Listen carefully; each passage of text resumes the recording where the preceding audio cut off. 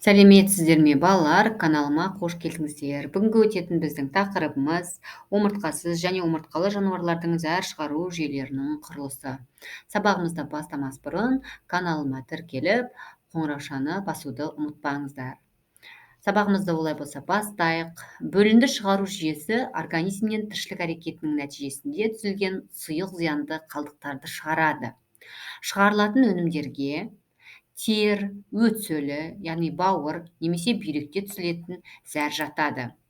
Бүгінгі сабақта біз омыртқасыздардың және омыртқалы организмдердің зәр шығару мүшелері туралы танысамыз.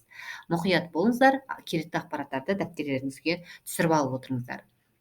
Суретке мән береміз. Мына жердегі суретте сіздерге қарапайымдылардың өкілі кірпікшелі кебіше берілген. Бұл кірпікшелі кебішенің құрылысында бізге жиырғыш вакуольдер керек. Себебі қарапайымдардың зәр шығару қызметін жиырғыш вакуольдері атқарады. Мына жерде қарап тұрсаңыздар, жұлдызша тәрізді болып тұр. Суретте анық көрініп тұр деген ойдамын сіздерге. Тек қана бұл кірпікшелі кебішелер емес, одан басқа денесі бір ғана клеткадан тұратын қарапайымдардың барлығының зәр шығару қызметін жиырғыш вакуольдері атқарады. Бұл түсінікті деген ойдамын. Мен және қызылмен мына жерде сіздерге анықтап белгілеп кеттім. Одан басқа жалпақ құрттар мен кейбір омыртқасыздарда зәр шығару қызметін зәр шығару түтіктері атқарады. Ол жұлдызшалы жасуша мен өзара байланысқан өзектерден тұрады. Ал буылтық құрттардың зәр шығару жүйесі басқаша типті түтікшелер жүйесінен тұрады. Бұл ұзын және иілген жұп түтікшелер. Енді мына суретке қараймыз. Суреттің соңғы жағында, міне көріп тұрсыздар, ұзын және иілген жұп түтікшелер жасыл болып тұр ғой, үтір сияқты болып. Міне бұл яғни осы буылтық құрттардың зәр шығару жүйесі болып табылады. Әрбір түтікшеде, мынау әрбір жеке жасыл болып тұрған түтікшеде бір ұшы алдыңғы сегменттің дене қуысына, екінші ұшы сыртқа шығып отырады. Ал кірпікшелердің қозғалысы өзекте сұйықтықтың ағысын түзіп, олардың қозғалысына қарай зәр түзу жүзеге асады.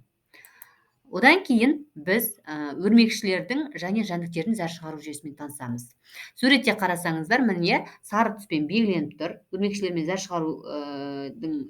шығару мүшесі бұл мальпигий түтікшесі деп аталады. Анықтап қарасаңыздар, яғни құрықта тіршілік ететін өсімдіктер мен өрмекшілердің зәр шығару жүйесі де басқаша. Оларда сұйық өнімдер мальпигий түтікшелері артқы ішекке өтеді. Бұнда, яғни мальпигий түтікшелерінде су денеге қайта сіңіріліп отырады. Ал сусызданған зәр заты анал тесік арқылы сыртқа шығарылады. Бұл жүйе организмнің суды жоғалтуын төмендетеді.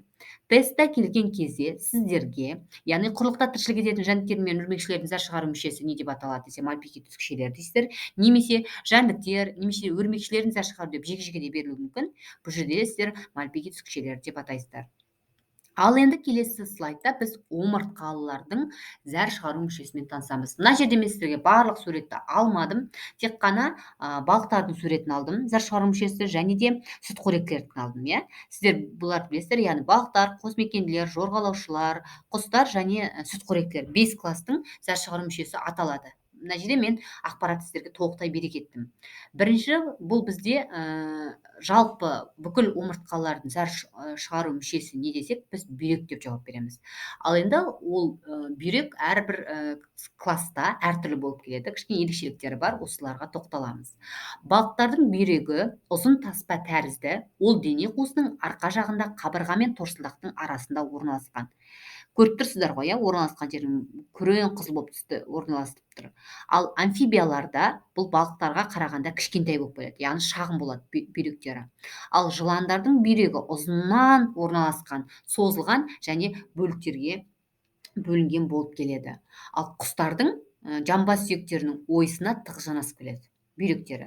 Ал сүтқоректерде, міне сүтқоректерді сіздерге анық көрініп тұр. Суретке қарасаңыздар, бұлардың бүйректері бұршақ тәрізді немесе сопақша болып келеді. Сүтқоректілердің бүйрегі жұмыс істеуі үшін жоғары қан қысымы қажет болып келеді. Және ол тек қана оны артерия ғана қамтамасыз етіп тұрады. Осылардың барлығын дәптерлеріңізге жазып аласыздар. Енді келесі сабақта біз сіздермен қозғалыс бөлімін бастаймыз. Оның ішінде біз трапезмдер, таксистер, настялар, нутация дегеніміз не, фототрапезм, гель-трапезм деген бар, иә, білесіздер, теріс трапезм, оң трапезм, дұрыс трапезм деген осы анықтамалардың мағынасын ашамыз. Менімен болғандарыңызға рахмет. Сұрақтарыңыз болса комментарийға қалдыра кетіңіздер. Сау болыңыздар.